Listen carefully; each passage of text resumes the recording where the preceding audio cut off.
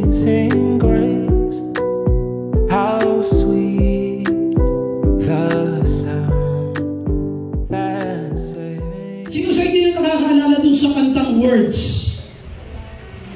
Ang chorus niya ay parang ganito. It's only words. Ano ba sila? And words are all I have to take your heart away. Okay. So ano? Si Pastor Aga worldly? Hindi. Meron lang gusto ipunto, kaya ako sinabi yun.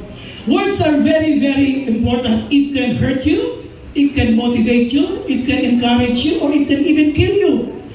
That's why words are very important. Meron isang lalaki na siya ay bagong lipat sa isang subdivision sa Amerika at siya ay may mga 3 o 4 na buwan na doon sa lugar na yan. Yung mga kapitbahay niya, hindi pa niya nakikita. Kaya samantalang 3 buwan na siya, 4 na buwan na doon. So, isang umaga, paglabas niya doon sa kanyang bahay, tama-tama, nakita niya, naglilinis ng kotse yung kapitbahay niya. At nagpakilala niya, sabi niya, "Hi, I'm Mark, I'm your new neighbor." Sabi niya, "I'm Joseph." Sabi naman nung naglilinis ng kotse. Sabi niya, "I noticed," sabi niya, "you've been here for a couple of months." Yes, sabi niya, "I've been here for 4 months." Sabi nung lalaki, "If you need anything, maybe I could help you." Sabi nung, inabutan niya kapitbahay. Kaya ginawa niya, in-offer niya yung cellphone number niya. Sabi niya, "Here's my cellphone number." Sabi ng kapitbahay niya, "Kung may kailangan ka, maybe I could help." Kasi bago ka lang sa area, baka hindi mo alam lahat dito. So kung may kailangan ka, pwede mo akong i-text o kaya tawagan. So yung bagong lipat sa lugar na yan, ay tuwan-tuwa siya. Kinuha niya yung number. At nung siya naman ay nasa loob na ng bahay, napag-isip-isip niya, napakabait yung kapitbahay ko, kaya lang hindi niya alam may kasalanan ako sa kanya. Sabi nung bagong lipat. So ginawa niya, tinext niya yung kanyang kapitbahay na nagbigay ng number sa kanya. Ang sabi niya, "Thank you for your kindness." Sabi niya, "I'm sorry. For 3 months now, without your knowledge, I've been using your wife." Nagalit siya. Kaya ginawa niya, bumalik siya. Pagdating niya sa bahay, 2:00 ng hapon, nakita niya yung wife na natutulog, binaril niya, patay. Maya-maya, may narinig siyang tunog. Itong kapitbahay niya, itong nag-text. Tapos maya-maya, binasa niya yung kanyang phone, baka nag-reply na, wala pa. So, napansin niya, nagkamali siya ng spelling. Sabi niya, "It's not wife, it's Wi-Fi." Ganun. Sorry lang. Ang sinasabi pala niyang kasalanan niya, 3 buwan niya nang ginagamit na hindi alam nung kanya ay yung Wi-Fi nila. Hindi yung wife niya. A difference of letter. Anong letter dapat ang nasa dulo? I. Wi-Fi. Pero ang kanya nailagay, E. Kaya wife. Kaya tuloy nagalit yung husband. Sino mo sabi niya doon sa text? "For 3 months now, without your knowledge, I've been using your wife." Eh siyempre nagalit talaga yung lalaki. Pagbalik, binaril yung asawa, patay. Tapos na-check naman niya yung kanyang phone, kung nag-reply na, wala pa. Ang nakalagay doon, mali pala spelling niya, binako niya, "Sorry, it's not wife, it's Wi-Fi." Ano kayo mangyari doon? Sorry lang. Pinatay kayo sa ako, sorry lang, ganun lang yun. Because words are very important. Ganun kahalaga ang mga salita. Dito, sa pag-uusapan natin, in the Christian life, we received a lot of words. We gave a lot of words. We received advices, a lot of advices, and we gave a lot of advices. Pero alam niyo ba, in the Christian life, may mga bagay tayong dapat bantayan habang tayo naglilingkod sa Panginoon. Sino sa inyo yung nakaranas na ng sarap na sarap siyang maglingkod sa Panginoon? Wala. Wala eh. Sino dito yung nakaranas na yung Panginoon na ba yung sarap na sarap siyang maglingkod sa Panginoon? Magsabi nga ng amen? Amen. Eh yung nakaranas na parang gusto mo ng manlamig sa paglilingkod sa Panginoon. Yung parang ayoko na mag-serve kay Lord. Umamin kayo. Sino yung nakaranas na nun? O mahina. So mahiyain. Ayaw mamin. No? Sino dito yung nasaktan na kasi meron nagkang narinig na salita na sinabi sa'yo? robot? May damdamin din ba kayo? So, wala, di ba? Lahat tayo nasasaktan. Pero sino sa inyo, dahil may narinig kang salita, na-motivate ka naman. So, halos lahat tayo. In the Christian life, meron mga words na kailangan mong bantayan na hindi dapat magtagumpay sa buhay mo. At ito yung pag-uusapan natin because when Jesus was crucified at the cross, before He was crucified, He received a lot of mockery. Dumanas siya ng mapakaraming palilibak, dumanas siya ng mga pang-iinsulto, magmula doon kila Pilato, hanggang doon sa siya'y nakapako sa krus. Ang lahat ng mga dumadaan, nililibak siya. Those were words. Kung talagang siya ang tagapagligtas, ba't hindi niya iligtas ang kanyang sarili, isama niya na kami. Kahit ang mga kriminal na kasama nakapako ay nang iinsulto sa kanya. So dito, gusto kong tingnan ninyo, what are those words that you need to guard, na kailangan mong bantayan habang ikaw ay naglilingkod sa Panginoon? Kaya sabi ko, ito yung guarded words in doing God's will. Ano yung mga salita na kailangan mong bantayan habang ginaganap mo ang kalooban ng Diyos? Ibig ko, guarded words. Ito, bantayan mo ito. Bantayan mo itong mga salitang ito habang ikaw ay gumaganap ng kalooban ng Diyos. It's not easy doing the will of God. The road to the cross was not an easy road. Hindi madali ang dinaanan ni Jesus, pero ang kanyang ginawa ay tumupad ng kalooban ng Ama upang tubusin ang sanlibutan. Pero yung kanyang ginawang pagtubos was not an easy road. Kalooban ng Diyos, pero nag-suffer siya. Bakit ganoon? Lord, bakit ganoon? Kalooban mo naman ginagawa ko. Why I'm suffering? Sometimes those are questions that comes to our mind. Kaya nga dito, babantayan natin itong mga words na binanggit dito na kailangan natin maintindihan na hindi pwedeng magtagumpay sa atin. So, guarded words in doing God's will. Nakumpisa ito doon sa Garden of Gethsemane. Nung siya ay manalangin, kasama yung mga alagad, at sinabi niya sa mga alagad na, pwede bang mag-antay kayo muna rito samantala ako mananalangin sa dakuro, pero magbalik niya natutulog sila? Basahin natin yung part na yun sa book of Matthew chapter 26. We will be reading from verse 36 up to verse 46. 26, 36 to 46. Ito sabi ng Bible. Then Jesus went with them to the olive grove called Gethsemane. Sino yung them? Ang tinutukoy dyan natin ay yung kanyang mga disciples. Yung sila ay maggaling sa upper room. Pagkatapos silang manalangin. Pagkatapos silang kumain ng huling hapunan. Ito yung part na sinabi ng Bible na ang pagsasaw ng tinapay, siya ang magkakanuno sa akin. Dito naganap yun sa upper room. Pagkagaling nila sa upper room na yan, nagpunta sila dito sa Garden of Gethsemane. Kaya sinasabi niya na, then Jesus went with them. Yung them na yan, mga disciples yun, nakasama niya galing doon sa upper room. So sabi dito ng Bible, then Jesus went with them to the olive grove called Gethsemane, and He said, sit here while I go over there to pray. He took Peter and Zebedee's two sons. Sino ba yung Zebedee's two sons? Si James and John. And he became anguished and distressed. Sumobra yung kanyang paghihirap ng kalooban. Anguished and distressed. He told them, my soul is crushed with grief to the point of death. Stay here and keep watch with me. Sabi niya, yung aking kaluluwa ay punong-puno ng kahapisan. Sabi niya, halos ikamatay ko. Manatili kayo rito sapagkat ako lamang ay mananalangin sa dakuro. He went on a little farther and bowed with his face to the ground. Siya ay lumayo-layo ng bagya at pagkatapos yung kanyang mukha ay isinubsob niya sa lupa, siya ay nanalangin, si Jesus. Ang sabi niya, my Father, if it is possible, let this cup of suffering be taken away from me. Yet, I want your will to be done, not mine. Tingnan ito ha. Ito yung part na alam niya yung hirap na dadanasin niya sa pagtupad ng kalooban ng Diyos. Kaya pag sinabi natin kalooban ng Diyos, hindi lang ito smooth.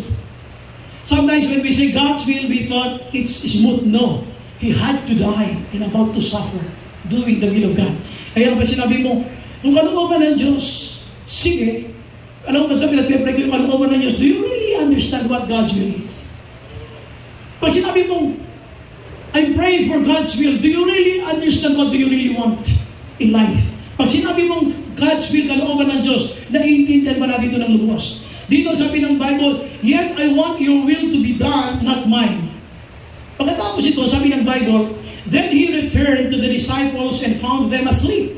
At nakita niya sila naman ay natutulog. Sinabi niya kay Peter, he said to Peter, couldn't you watch with me even 1 hour? Hindi niyo ba kayang makipagpuyat sa akin kahit isang oras man lamang? Keep watch and pray so that you will not give in to temptation. Kayo ay manalangin, sumamang makipagpuyat sa akin, upang kayo ay hindi matukso. For the spirit is willing, but the body is weak. Then Jesus left them a second time and prayed. Sa pangalawang pagkakataon, nanalangin na naman siya. Anong kanyang panalangin? My Father, if this cup cannot be taken away unless I drink it, your will be done. Dito gusto kong makita ninyo, no? Yung kalooban ng Diyos na binabanggit ko minsan natin, Lord, I want your will in my life. Do you really know what you're praying for? Do you really understand what you're telling God? When you ask God, Lord, let your will be done in my life, and if you will only approve God to do His will in your life, do you really understand what you're praying for? God's will is not an easy thing. Here, doing the will of God, He had to die. Kailangan niyang mamatay, pero yun ay kalooban ng Diyos. Ating kasi, pagkakaunawa, pagkalooban ng Diyos, ay puro lamang kapayapaan at kaayusan. Ang kalooban ng Diyos dito ay kamatayan ni Jesus. Sabi ng Bible, when He returned to them again, verse 43, He found them sleeping for they couldn't keep their eyes open. Sobrang puyat nila, hindi sila makasabay kay Jesus. Antok talaga sila. They couldn't even open their eyes. Verse 44, so He went to pray a third time, pangatlong pagkakataon, saying the same things again. Ano yung sinasabi niya na saying the same things again? Yung sinabi niya na, Father, if this cup cannot be taken away unless I drink it, your will be done. Tatlong beses na pinag-pray yung kalooban ng Diyos sa kanyang buhay. Ang sabi dito ng Bible, verse 44, then He came to the disciples and said, go ahead and sleep. Sige, matulog na kayo. Have your rest. Sige, pahinga na kayo. But look, yung oras, gusto mo nang magpahinga. But look, the time has come. The Son of Man is betrayed into the hands of sinners. Sabi niya, up, let's be going. Look, my betrayer is here. Sige, magpahinga na kayo. Sabi niya, magkatangin nyo kayo. Pero teka muna, paparating na yung magkakatubo sa akin. At haya na sila.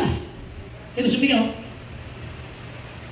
up, let's be going. Look, my betrayer is here. Dito nyo mapapansin na hindi pwede lang tutulog-tulog na Kristiyano. Sa panahon na gusto mong magpahinga, doon dadating ang demonyo. Sa panahon na gusto mo nang magpahinga, mag-relax, doon ka tatrabahuin ng away. Kaya dito gusto kong pansinin ninyo ay their words that we have to guard. Kasi mga salita ito na kailangan mong bantayan sapagkat it could happen to you. If it happened to Jesus, it could happen to us. So, balikan natin uli ang ating theme. Guarded words in doing God's will. Sabihin mo sa katabi mo, makinig kang mabuti. Sabihin mo, mag-take note ka. Yeah. Dito si Jesus ay nananalangin. Sa Book of Acts, may binanggit sa Bible na habang si Jesus ay nananalangin sa Gethsemane, hindi kasi binanggit ng Gospel, but it was mentioned by the Book of Acts, na habang siya nananalangin, hinihingi niya kalooban ng Ama. Hindi lamang pawis ang lumabas siya sa kanyang mga mata. Hindi lamang luha, pati dugo. While he was praying, even blood came out. Dito, ang sabi ng Bible, he went on a little farther and bowed with his face to the ground, praying. Ito yung kanyang prayer. My Father, if it is possible, let this cup of suffering be taken away from me. Ito tayo. Yan yun. Hanggang maaari, kung pwede lang natin hindi magawa ang kalooban ng Diyos because we don't want to suffer, we don't want it. Ayaw natin yung tanggapin. Dito, alam na alam niya, sa pagtupad mo ng kalooban ng Diyos, it is a cup of suffering because He knew He had to suffer a lot. He will be mocked, He will be rejected, He will be insulted, and He was even crucified up to the point of being killed when He was at the cross. So dito sabi ng Bible, ito yung kanyang prayer. My Father, if it is possible, Lord, kung pwede lang. Makinig mabuti ha. Yung sinasabi niya, cup of suffering, mamamatay siya, tutubusin niya ang sanlibutan sa krus. Tanong, namatay ba siya sa krus? Question, namatay ba siya sa krus? So namatay siya. So, hindi pumwede. Itong request na kung pwede lang ay huwag ko nang danasin itong cup of suffering. He had to go through. Kailangan niya dumaan. May mga suffering while doing the will of God that you have to pass through. Na hindi pwedeng tanggihan. Kailangan talagang daanan ng Kristiyano. Jesus even prayed for it. Kung pwede lang, huwag kong daanan. Pero kung Kristiyano ka, hindi mo pwede. May mga pagsubok na talagang itinalaga ng Diyos na ikaw lang ang pwedeng dumaan. Mga ninang lang ang may proxy. Pero sa pagsubok, ikaw mismo anak niya ang dadaan. Kaya kung iisip mo na, ang pagsubok ay pwedeng malusutan, hindi. Pansinin niyo, pag ikaw hindi ka nakapasa sa grade 3, bagsak ka, next year, enroll ka, grade 3 ka ulit. Pag hindi ka nagbutay, grade 3 ka ulit. Ang daming pagsubok na paulit-ulit because we never graduate. We never learn. Hindi tayo natuto. Ang daming pagsubok natin na paulit-ulit, puro yun. Kasi hindi ka na natuto. Ligaw ka ng ligaw, ligaw ka ng ligaw. Hindi pa panahon eh, kaya puro busted. Hindi pa panahon eh. Ay, kung may trabaho ka na, graduate ka na, o pwede ka na ng ligaw, tapos Kristiyano, baka pwede sagutin ka na. Pero ngayon, estudyante ka pa, ligaw ka ng ligaw, puro busted yan. Sabihin mo sa katabi mo, kaya pala. Paulit-ulit talaga kasi hindi mga panahon, puro aral pa eh. Aral. Aral muna. Pagkatapos mag-aral, magtrabaho. Gusto mo magnegosyo. Pagka kaya na, o mag-pray ka ng Kristiyano. O hindi porque Kristiyano siya, kalooban na, magpe-pray pa doon, siya ba talaga? Ang daming proseso. Dito ang gusto ko ipakita. Sabi niya, my Father, si Jesus na to ha, nagpe-pray ha, if it is possible, ang dami nating pagsubok na kasalubuyang para kung pwede lang tanggihan. Lord, ayoko nito. Lord, pwede ba sa kanya na lang to? Pero yung blessing sa akin na lang? Pero yung pagsubok, Lord, kanya na lang, ayoko niyan. If it is possible, Lord, pwede ba sa kanya na lang, ayoko niyan, gusto ko iwasan yung cup of suffering. But in the mind of God, walang ibang pwedeng tumubos sa atin, kundi yung kanyang kaisa-isang anak na walang kasalanan. Kaya kailangan niya tubusin tayo sa krus ng Kalbaryo. Kaya dito, binasig yung Bible, let this cup of suffering be taken away from me. Pero alam niyo, ito naman ang desire niya. Yet, I want your will to be done. Nais ko ang iyong kalooban ang mangyari, hindi yung sa akin. Alam niyo, pagka sineryoso niyo na tuparin ang kalooban ng Diyos sa buhay ninyo, seryoso rin dyan si God. When you think of God's will, it's not an easy road. It's a rough road up there. So, ano yung sabihin natin? Ang una mong babantayan sa katupad ng kalooban ng Diyos, God's will is inconvenient. That's number one. God's will is inconvenient. Pag sinabi natin kalooban ng Diyos, hindi ibig sabihin yan, payapa lahat. You have to go through with that. Ang sabi niya, if it is possible, Lord, pwede ba, Lord, na maligtas ang tao na hindi na kailangan mamatay? Hindi. Kailangan may tutubos. Kailangan mayroong isang walang kasalanan. Sino yung si Jesus na walang kasalanan? Ang pwede tumubos sa mga makasalanan. Kaya dito, bilang tao na sabi niya, if it is possible, ayaw natin. Gusto mo na kalooban ng Diyos, pero ayaw mo yung mga pinahihintulutan na kahirapan ng Diyos. Yet, tinagin, I want your will to be done, not mine. Alam natin nangyari, namatay siya. Dumanas siya ng hirap, alang-alang para sa ating kaligtasan. Malimig kanya ginawa, hindi. Tinupad niya yung kalooban ng Diyos. Pero ang kalooban ng Diyos, inconvenient. Bantayan niyo yung word na yan. Pag inconvenient kayo, maybe, I'm not saying na yun na yun. Maybe, you are under God's will. Baka ito ay nasa ilalim ng kalooban ng Diyos. Kasi alam nyo, ang eaglet, yung inakay na agila, eaglet. Yung mother eagle, pag nangitlog yan, inilalagay niya yung eagle sa safe place. So pag kaya ay napisa na pagkatapos siyang limliman, nung unti-unti nagkakaroon siya ng pakpak at siya ay pinifeed ng mother eagle.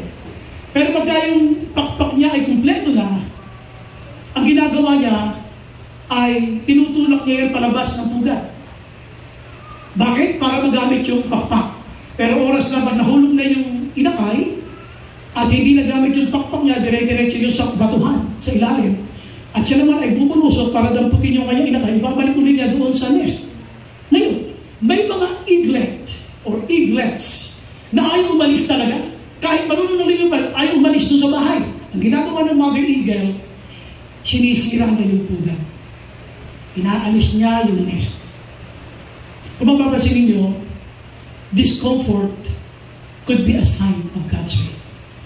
Kaya sa buhay natin bilang Kristiyano, very discomfort yan, no? Jesus died doing the will of God. Kaya huwag mo isipin pagkalooban ng Diyos is not, it's false. False. Pag sinabi kalooban ng Diyos is not, it's false. Dito makikita ninyo na ang kalooban ng Diyos, He had to die. It's not a smooth thing. So, doing the will of God, unang mong babantayan yung word na inconvenient. Ang kalooban ng Diyos ay inconvenient din. Now, punta tayo sa second slide. Ito yung sabi ng Bible, He went on a little farther and bowed with His face to the ground. Tapos siya ay nanalangin. Ano ang sabi niya? My Father, if it is possible, let this cup of suffering, alam niya talaga cup of suffering. Kaya meron po tayong sorrow. Yun yung sorrow ng paghihirap. Pinag-uusapan ito, alam niya, tutubusin niya sa katauhan, sa krus ng Kalbaryo. Ngayon, yung cup of suffering na yan, kung maaari lang, Lord, pwede bang alisin mo na sa akin? Kaya lang, Lord, gusto mong masunod ang kalooban mo. Ganyan-ganyan ang Kristiyano. We don't want suffering, but we want to do His will. That is inseparable. Meaning you cannot separate from one another. Pag sinupad mo ang kalooban ng Diyos, tiyak may inconvenience. Hindi pwedeng payapa. Kaya dito sabi ng Bible, yung unang word na babantayan mo yung inconvenient. Pag pinag-usapan ng God's will, remember this. Pag sinag-usapan yung kalooban ng Diyos, gusto mo ng kalooban ng Diyos, tandaan mo ang krus na pinagdaanan ni Jesus. Put it in your mind the sufferings of Jesus. Pag sinabi mong, nagpe-pray ako kung anong kalooban sa akin ng Panginoon, anong ibig mong sabihin? Payapa? Smooth? No! Ang kalooban ng Diyos is a rough road. Hindi siya madali. Jesus had to go through.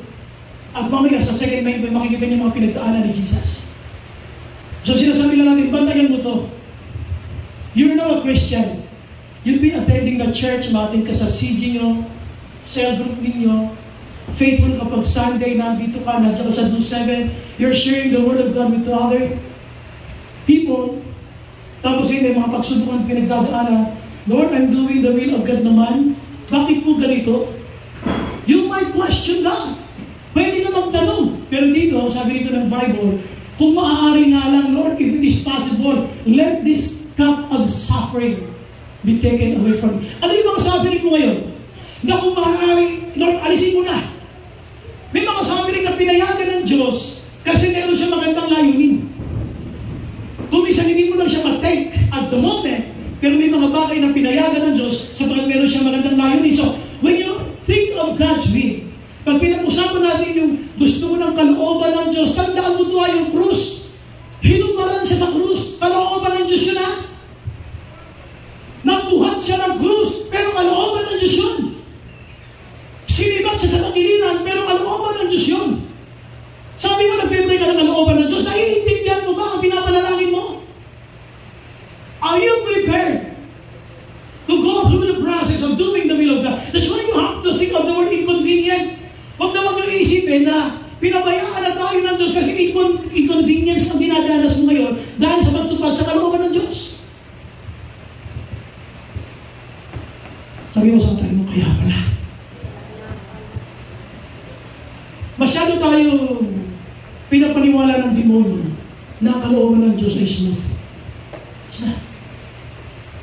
May mga panahon na pansamantalang smooth, but doing the will of God is really a battle.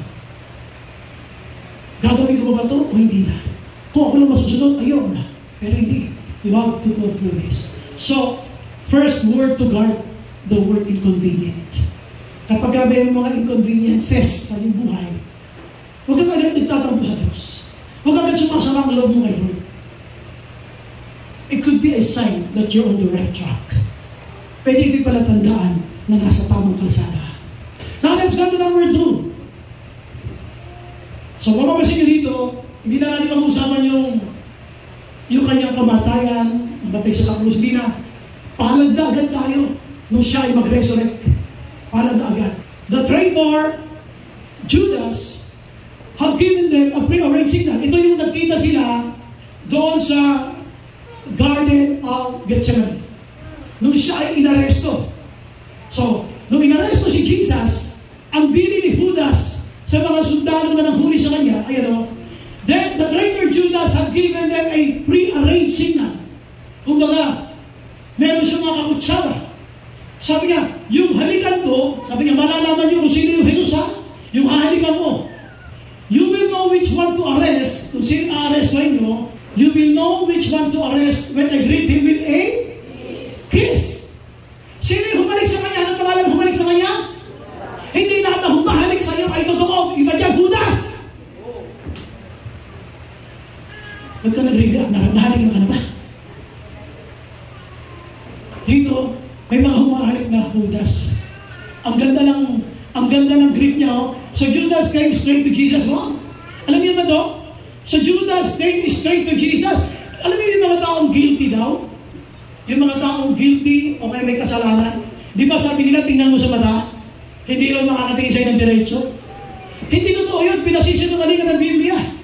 Dahil si Judas came straight to Jesus. Hindi man na siya nag-blink. At ang sabi niya rito, bumagi pa siya. Greetings sa mga. O bisa parang sa church. Good evening o good afternoon, brother o sister. Yung pala, tinatraidor mo na.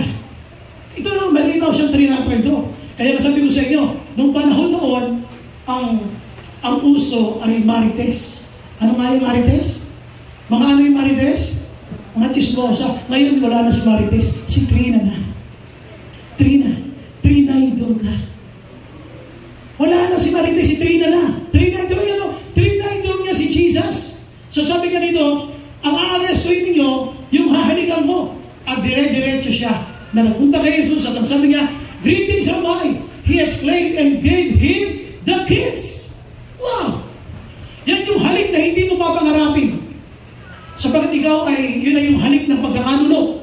Ngayon sabi dito ng Bible, o titingnan ninyo, ano ang nangyari? Kasi kung mapapansin yan, ito ay palad. Ano ang naalala nyo? Ito yung nakikita nyo ito. Yung kanya, pagkabuhay na uli. Pagkatapos isa nakaganon siya. Tapos na yan ang butas na lang mo. Resurrection na yan. Nagtinda nyo? Ibig sabihin, na-overcome niya. Na-overcome niya. Pag inisa-isa natin ang lahat ng kanyang mga dinanas dito, hindi nagbago yung kanyang panalangin na, Lord, I want your will, not mine. Ang daming pagsubok na pinagdaanan ni Jesus, pero hindi nagbago yung kanyang focus na kailangan niyang tubusin ang sangkatauhan. Hanggang sa siya ay namatay sa krus ng Kalbaryo, at pagkatapos ang sabi ng Bible, siya ay ginibig, at siya nabuhay na muli. So, hindi nagbago yung kanyang layunin na iligtas tayo sa pagtupad ng kalooban ng Ama. Pero ang dami niyang pinagdaanan. Sa totoo lang, pag pinag-isa-isa natin, actually, I try to enumerate some. Sa kanyang mga pinagdaanan, ewan ko lang kung kaya natin sabayan. Baka isa, dalawa lang, kaya natin gawin, yung iba din natin magagawa. So, ano sinasabi natin dito? Magmula na siya inaresto. Diba, inaresto siya. Pagka-aresto, siya ba ay pinango sa krus? Doon naman tayo sa krus, tinubos pa na tayo sa lipunan. Okay. So, nang natubos tayo, siya ay namatay at muling nabuhay. Amen? So, malinaw yun. So, ibig sabihin, hindi siya matras nung nakapako na yung isa. Aray, ang sakit! Ayoko na, pamatay na ako, Ama! Lord, ang sakit! Sino sa inyo yung gusto naman ngayon sa paglilingkod kay Lord kasi nasasaktan? Lord, ayoko na, ang sakit pala ang nagdumad ng kalooban mo! Sino dito ang mga nangayon? At balak mga yan. At kasalukuyan na yan. Dito, kaya pinakita ko yung butas ng palad. Magmula kay Trina. Magmula sa pagtatraidor niya nabuhay naman uli, hindi nagbago yung focus niya sa pagtubag ng kalooban ng Ama. Hindi nagbago. Ano yung second word na kailangan mong bantayan? Hindi lang yung inconvenient, kundi yung inconsistent. Hindi ka pwede maging inconsistent sa paglilingkod sa Panginoon. Hindi ka pwedeng mawala dahil nasasaktan ka. Hindi ka pwedeng mawala kasi nahihirapan ka. Hindi ka pwedeng mawala kasi nililibak ka. Hindi ka pwedeng mawala kasi nag-iisa ka na. Hindi ka pwedeng mawala kasi hirap ka na. Hindi ka pwedeng maging inconsistent. You have to pray hard when you feel like giving up. Teka, bakit parang ayaw mo umattend sa church? Bakit parang ayaw mo makita si brother, si sister? Lalo-lalo na si pastor, ayaw na siya makita. Sino ba ayaw makita? Ayaw mo na siya makita nag-worship. Hindi mo na feel mag-church. Bantayan mo yung word na inconsistent. Kaya isa-isayin natin.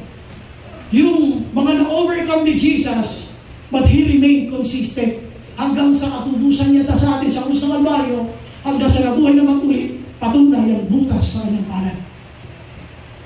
Tingnan natin next clip. Yeah. Dito muna tayo ha. Huwag niyo muna itindig yung kalimang yun. Sign mo yun. Dito muna tayo.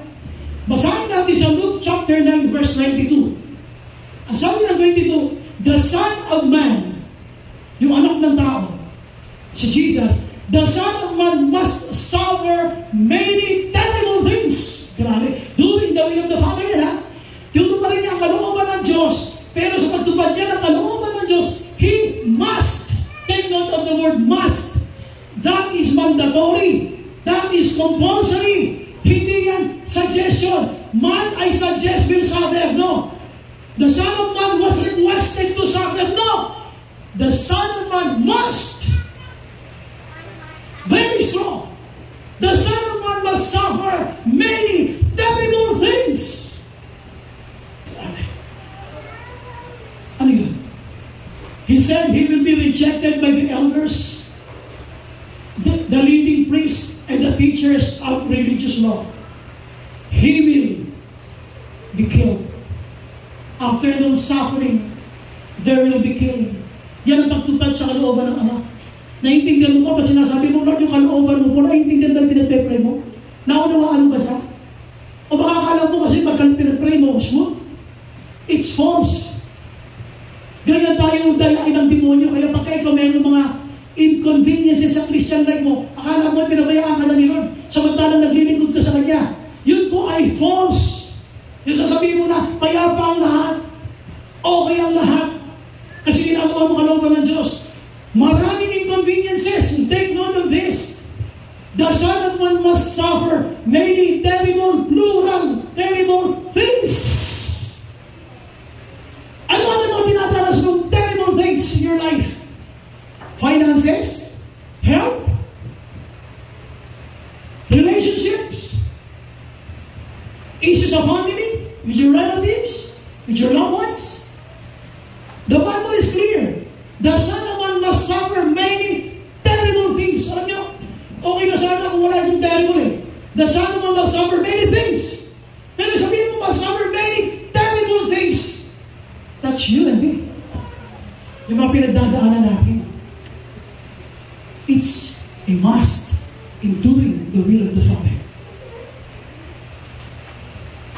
After experiencing suffering, there will be a killing of attention. That is doing the will of the Father. Pag sinabi mo, I'm doing my best in doing the will of the Father at my kaba, you're still not doing your best. Because the equivalent of best is your life. Jesus' best costs His life. Pag sinabi mo, ginawa ko yung best ko, ang equivalent ng buhay mo, yun ang best. Ang best ni Jesus was giving His life at the cross. Yun ang best. Kumusta ka? Have you done your best for Jesus in doing the will of the Father? No. Madalas tayo nananayaw. Madalas tayo nasasaktan. Madalas tayo mahirapan. At ayaw na natin. Now, tingnan niyo itong left side. Some of the things that He suffered. He was betrayed. Una-una nagkanuno sa kanya, si Judas. Ipinagkanuno siya ni Judas. Sino si Judas? Judas was a disciple. Kung minsan, sarili mong disciple, ibibitray ka, ipagkakanuno ka. Sometimes even your loved ones will betray you. Even your closest friend will betray you. Even those people whom you're not expecting will betray you. It happened to Jesus. Ilang taon niya kasama-sama ang mga alagad. Nakita nila kung gaano siya makapangyarihan. Pero hindi nila pinansin yun. Ano sabi ng Bible? Ni Judas, he betrayed, ipinagkanulo. Tapos, he was arrested. Siya pa ang naging dahilan para siya ngayon ay ma-aresto. Si Judas. Ano ba? Denied, itinagwa. Sino? Si Peter. Nung siya ay kinausap ng mga tao, Pedro, di ba kasama mo? Yang Jesus na yan? Dahil nagpapakita ikaw ay parang tagigaling, hindi mo lalayan. 3 beses. Hindi ko kilala yan. Mamatay man ako. Pangalawa, hindi ko kilala yan. Pangatlo, sinusumpa ako. Hindi ko kilala yan. Denial. Sino yun? Disciple ulit. Ang nag-deny sa kanya. Si Peter. Sino si Peter? Yung biniyayaan niya makalakad sa ibabaw ng tubig. Ano ba nangyari? He suffered, maghina. Pinagpasamasahan siya nila Pilato habang buwan-buwan yung krus. Rejected, itinanggi, hindi siya kinilala. Hanggang sa krus ng Kalbaryo. Kung ikaw ang talagang Diyos, iligtas mo ang sarili, pati na kami. He was mocked, nilima. Ganon din ang mga kriminal. Nagkaroon pa ng courage na limangin siya. Kung talaga ikaw ang Mesiyas, ligtas mo kami. He was crucified. Ipinako sa krus. Pagkatapos siya ipako sa krus, ininsulto. Niluhunan na lang dumadaan. Ano ba? He was abandoned. Inuwanan siya mag-isa. Nino? Ng mga disciple ulit. Ano sabi ng mga disciple? Sabi ni Peter, Lord, over my dead body. Lord, hindi kita iiwan. Mamatay man ako. Doon siya kinumpronta ng Lord. Bago tumila ako yung manok, 3 beses mo kagitinan. At dito, sabi ng Bible, sinibat habang nasa krus. He was pierced. Sinibat. Ang pinasibat sa kanya, ay naging dahilan para tumigis ang tubig at dugo sa kanyang tagiliran. He was killed. Pinatay. At tingnan yan, sobrang hirap na dinanas ni Jesus sa pagtupad ng kalooban ng Ama na sinasabi nating God's will. Pag tinignan mo lahat ito, meron ka na ito dinadanas na ganyan, wala pa. Sa tingin niyo ba, sobrang hirap na dinanas ni Jesus? Amen. Sobrang hirap na yan. Pero tayo, pardon my word, ang arte natin, marites lang. Gusto mo nang mag-backslide. Salita lang ang narinig mo, gusto mo nang tumalikod sa Panginoon. Samantalang, ang dinanas ni Jesus ay sobra-sobra. Kaya ako ito pinapakita. Para naman mahiya tayo kay Lord. We are serving God and we are telling Lord, I will obey you, I will follow you, I will do your will.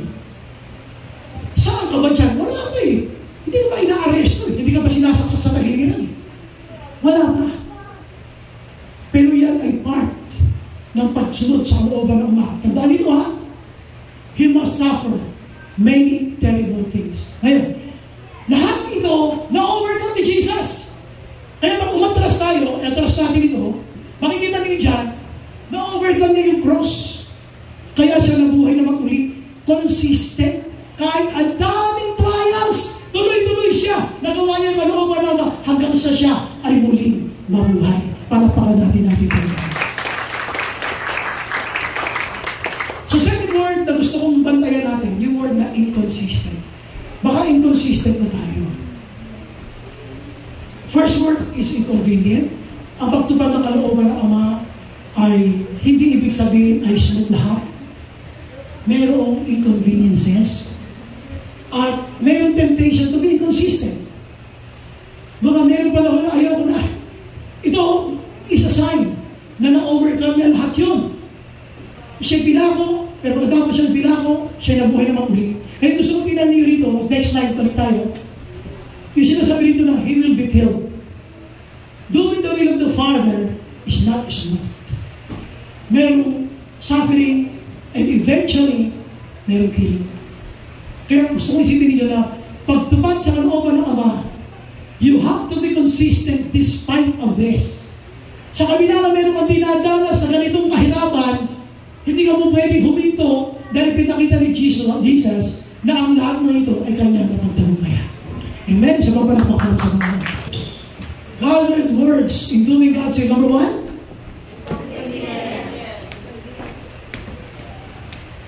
And number two, inconsistent. Kapag may mga isa doon na gusto mo maging inconsistent, balikan mo yun, balikan mo to.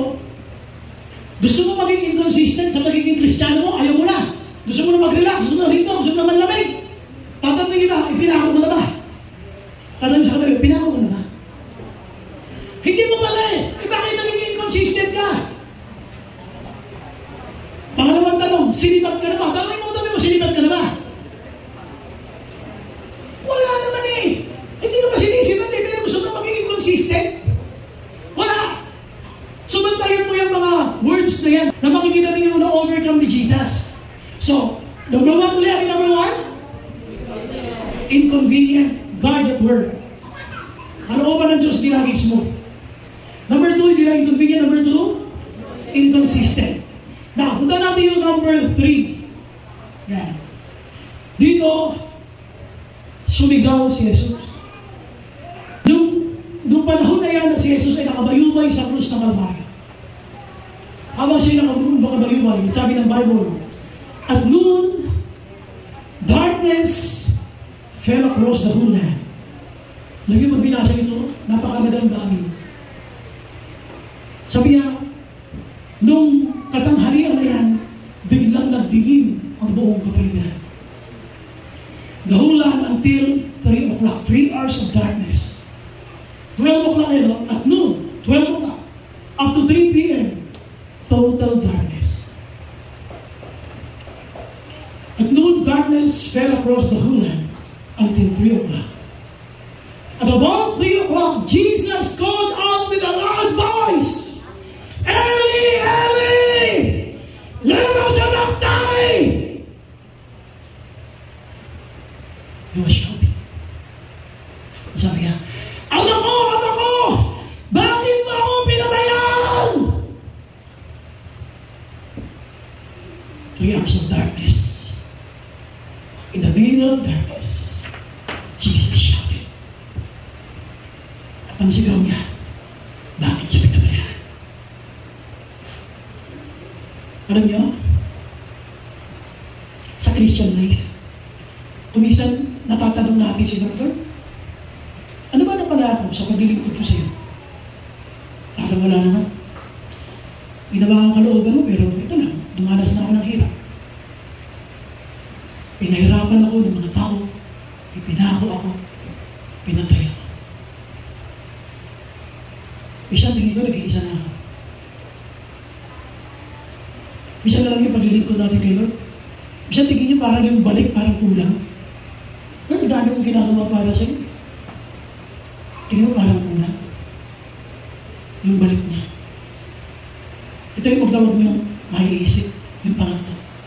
Yung insufficient. Kung mo isipin lang, parang kulang naman. Yung mga ginagawa ko. Ang dami kong hirap na tiniti sa paglilingkod sa iyo. Pero bakit parang mapabayaan mo? Alam niyo, daling ko kayo sa theology. Bakit sumigaw ng ganyan si Jesus? Sumigaw siya dyan. Hindi po yan literal na siya pinabayaan. Ang sabi ng mga Bible scholars, nung sinabi ni Jesus siya na, my God, why have you forsaken me? Halos hindi siya natingnan ng Diyos Ama dahil sa kanyang karumihan, dahil dala-dala niya yung kasalanan ng buong sanlibutan. Halos hindi siya natingnan ng Ama. Ang aking Diyos, ang aking anak na banal, na walinis, ay napakadumi dahil sa dala-dala niyang kasalanan ng sanlibutan. Halos hindi siya natingnan ng Ama. Kaya nabigaya ni Jesus. Ang isa pang paniniwala ng mga Bible scholars, dito sa part na ito, kinukot lang niya yung nasa Psalms chapter 22. Kasi sinabi nila sa Psalms chapter 22 yan, yung ama ko, bakit mo akong pinabayaan? ng Psalms 93, kinukot lamang ni Jesus. Pero whatever that is, ang pinakamalapit po na paliwanag dyan ay yung Diyos na banal, yung Diyos na walang kasalanan na si Jesus, ang kanyang anak, ay naging kasalanan para sa atin bilang patubusan. At tayo na mga makasalanan, na dala-dala niya doon sa krus ang ating kasalanan, ang nakikita ng Diyos Ama, yung karumihan na dala-dala ng kanyang anak. At dito sabi ng Bible, sumigaw siya. There was total darkness for 3 hours. In the middle of darkness, Jesus shouted. Sumigaw siya. Ano yung kakikilabutan niya? He's telling the devil, he's telling the Father, commission accomplished. Kasi mga sumunod dyan, naganak na, tapos na, is finished. But the only thing is, tinubos ko na sila Ama. Na-accomplish ko na ang pinagagawa mo sa akin. Kaya nung mag-resurrect siya, pinakita natin yung butas, he was focused in doing the will of the Father. You must be focused in doing the will of God for you to be consistent whatever you're going through. Kahit ano pinagdadaanan mo, pag naka-focus kayo, you can overcome those. Kung si Kristo na napagtagumpayan napagtatagumpayan mo rin. Palapakan natin. Anong masakit dito? Alam niyo kung anong masakit? Ilang beses ka nang sumigaw. Ilang beses ka nang, hindi ka nga sumigaw, pero sa kaloob-looban mo, Lord, parang not worth it. Parang kumbaga kung may pinili kang produkto, parang hindi value for money. Parang Lord, yung paglilingkod ko sa iyo, parang Lord, pitin ako sa balik. Dami ko ng sakripisyo, dami kong gising na maaga, dami kong mga dinidisciple, at dami kong ginagawang paglilingkod sa iyo, Lord. Bakit parang kulang? Bakit ganito pa nangyari? Bakit parang magsaserve ko sa iyo? Parang hindi ko gusto yung mga nangyayari. Ganon? Kaya mo sabihin kayo, Lord John? Alam niyo, makinig kayo mabuti ha. Kung si Lord ay kumpanya, pwede niyong questionin. But you have to remember, God is your Creator. At the end of the day, hindi nagtatapos sa lupa ang ating mga issues. Dahil ikaw ay biyaheng langit. You are a citizen of heaven. Kung ang buhay natin pang lupa lamang, wala na tayong pag-uusapan, pwede kang umangal. Pero ang usapan natin panlangit. Ikaw ay biyaheng langit, pupunta ka ron. But darating yung time, habang sinusunod mo yung kalooban ng Diyos, makakawala ka rin sa lahat ng mga pagsulot na yung pinagdadaanan. Punta tayo sa next step. Tandaan niyo, sinabi ng Bible, the Son of Man must suffer. Kinahito ha? It's a must. The Son of Man must suffer many terrible things. Inisensa natin kanina, kung ano yun. He said he will be rejected by the elders, the leading priests, and the teachers of religious law. He will be killed. Namatay. But on the third day, he will be raised from the dead. Ito yung importante. Magmula ng mga maging Christian, ang dami mga pagsubok. Si Jesus, lumitaw dito sa lupa, sandun pa lang. Pinagpaplanuan na ni Hari Herodes para sa patayin. Kaya pag tinuloy-tuloy niyo yung kwento ni Jesus, yung buhay ni Jesus, ang dire-diretso na yan, ang sabi dito ng Bible, umpisa pa lang. Yes, maraming tribulation. Ang daming pagsubok. Nakita niyo naman, inaresto lahat. There was a lot of tribulation. Pero from tribulation, nagkaroon ng crucifixion sa sagat. Nasagat yung hirap. Hanggang doon, sa krus ng Kalbaryo, but in between, nandun pa yung pagdudura sa kanya. Nandun pa yung pananampal sa kanya at paglalapit ko sa kanya. Doon, tapos ng crucifixion na yan, sinibat siya at namatay. Ang maganda sa balita ni Kristo, sinabuhay na nag-ulit. What is the point? Here's the point. Isang araw, makikita mo yung sarili mo, habang tinutupad mo ang kalooban ng Ama, you will be released from the bondage of every problems in your life. Makakalusot ka sa lahat at makakalabas ka magmula sa lahat ng pinadanas mo mga problema na pinoproblema mo sa ngayon. Palapakalan. There was a way out. Lumabas yan si Jesus sa yung na yan. He was alive. Ang ibig ko lang sabihin, dadatingin tayo, lahat ng problemang dinaanan mo, makakalabas ka dyan ng buhay na buhay. Palakpakan natin. Guarded words in doing God's will. Number 1, ano yung una natin babantayan? inconvenient. Ulitin natin na, ang pagsunod sa Panginoon ay hindi madali. You have to choose it to serve the Lord despite of. Sa kabila na napakaraming pagsubok. Maraming inconveniences. Yung umaga na dapat matutulog ka ba? Gigising ka. Kahit malamig ang tubig, ipapaligo mo. Napakahigpit na pagsubok nun. Kaya yung iba, hindi na lang naliligo. Sabihin mo, tanongin mo, naligo ba? Naligo ba? Sabihin mo ulit, ba't hindi ko amoy? Gumising lang siya na napakabigat na pagsubok. Inconvenient. Ang dami nito mga taga-malalayo, doon siya na-imagine, Montalban pa yan. Na-imagine, magaling ka ng Montalban, ano ka siya lumigising mo, matarin. Ano ba? 4 a.m. Wow. 4 a.m. Ang pipina, pagkano kayo may kawayan, ano ka siya lumigising? Ano ba? 6 naman. May kumain yan. Dito, Jason, taga-saan nga yung alam mo, Muntinlupa?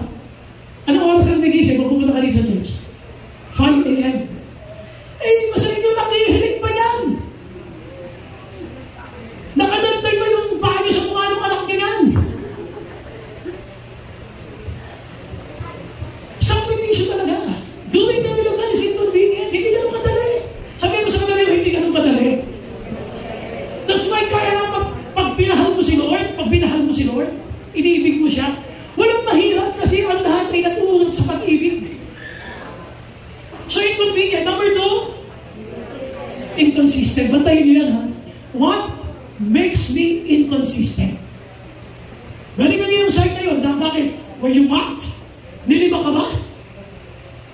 Sinaksa ka ba sa magiliran? Hindi, pastor. Sa likuran. Ayan, yun yung mga marites. Tsaka mga trina. Ano ba? Anong mga dinanas mo? Kaya you have to ask yourself, what makes me inconsistent? Eh, lahat yun na-overcome ni Lord eh. Eh, sabi ng Bible, I can do all things through Christ, who strengthens me. Magagawa mo lang dahil sa lakas ng tulong sa akin ni Kristo. At number 3, insufficient. Huwag mo sasabihan kung babalikan si Lord na, Lord, parang kulang naman yung balik sa ginagawa kong paglilingkod. Labi, nakakatakot siya. At nakakaiyak yun. Hindi mo naintindihan sinasabi mo. Alam niyo, when I was in high school, nung ma-born again ako, alam niyo paano ako na-born again? I had a lot of questions. Ako yung taong napakameticuloso. Pag sinisiran ako ng Word of God ng aking classmate, sinasabi ko sa kanya, yung sinisiran mo sa inanaw, huwag mo na akong siran, respetuhan. Yung paniniwala ko, sa akin na lang, paniniwala ko sa inanaw, hinagano ka, huwag mo na akong siran. Ang kulit ng classmate ko. Sinisiran pa rin niya ako. Hanggang sa dumating yung time, nagkaroon kami ng Bible study, ang dami kong questions. Kasi tinatanong nila muna, kung saan galing ang tao. Ako iba yung tanong ko, kaya mismo sa tanong ko, natakot ako. Hanggang sa tinanggap ko na si Lord. Kasi sabi niya, saan galing ang tao, saan nagmula ang mundo. Yung mga sagot dun eh. God created the heavens and earth. Pero ang tanong ko sa kanya, saan galing ang Diyos? Saan galing ang kanyang kapangyarihan? Diyos ko, kinu-question ko na ang Diyos. Natakot ako yun. Those were my questions. Kaya sabi ko, Lord, sorry po. At nakita ko ng tama naman yung kanyang pinapangalan. Kaya tinanggap ko si Jesus. Sabi ko. Well, the point is this. Kung meron dito na parang nanghihilayan at na-born again siya, yung nagsisisi at parang magmula na maging Christian siya, parang dumami problema niya. Kapatid, don't believe the devil's lie. Huwag mo paniwalaan ang kasinungalingan ng demonyo. Gusto mo lang tuloy ng kaaway sapagkat nais na kaaway na kuhanin ka sa presensya ng Panginoon. Ang nais ng Panginoon ay manatili ka sa kanyang presensya. Ang gusto ni Lord, lagi ka nang yakap-yakap. Ayaw ka niyang malayo sa kanya. Pero kung isa ng demonyo, gagawa siya ng paraan para malayo ka. Gusto ng kaaway, maging focus natin sa sarili natin. Tandaan nyo ha, in doing the will of the Father, ang focus, yung Father, hindi tayo. Lord, your will, not mine. Remember, ang prayer with Jesus. Lord, I want to do your will, not mine. Yourself, ourselves, are just secondary when we do the will of God. Kaya hindi ito tungo sa nakiramdam ko. Hindi ito tungkol sa palagay ko. Ito ay may kinalaman kung ano ang gusto niya. Yun ang tunay na pagtupad sa kanyang kalooban. Ito dadaan natin na huwag yung pukwentahan si Lord, para naman kulang. Ba't ako nakakaranas ng ganito? Insufficient naman yata yun ako. Nobody can bring you to heaven, only Jesus. Kung sa tingin mo kulang ang lahat, hindi sana hindi ka na nakarating ng langit. But you're born to heaven because Jesus wants you to be with Him. Amen? So punta tayo sa conclusion ng mensahe ito. Walang tunay na kabiguan sa loob ng kalooban ng Diyos. There's no failure inside the will of God. But there is no true victory outside His will. There's no failure inside the will of God. But there is no true victory outside His will. Lahat na akala mong tagumpay sa labas ng kanyang kalooban are just artificial. Lahat na akala mong tagumpay mo sa labas ng kalooban ng Diyos, marami kasing iniwanan si Lord. At pumaimbulong na yung buhay niya sa mundo. Akala niya successful siya. Those are just artificial. Those are just temporary. Ang tawag doon ay not a true victory. Kaya nga, no true victory outside His will, and there is no failure inside the will of God. Walang masasabing kabiguan kapag ikaw ay nasa loob ng kanyang kalooban.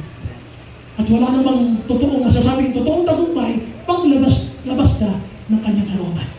Amen? Amazing